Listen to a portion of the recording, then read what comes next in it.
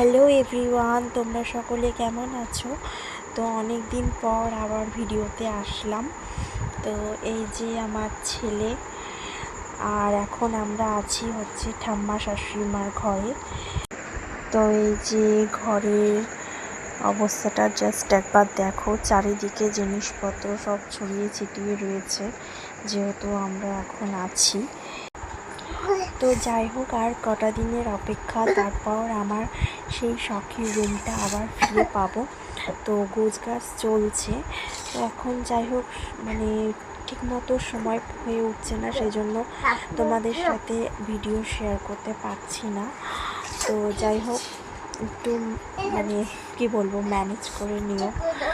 তো এইটাই আর কি এই ভিডিওতে আমার বলার ছিল।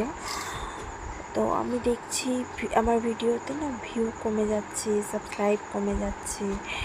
তো কি করব বলো, সময় পাচ্ছি না ঠিকভাবে ভিডিও দিতে। তো এই জন্য সরি।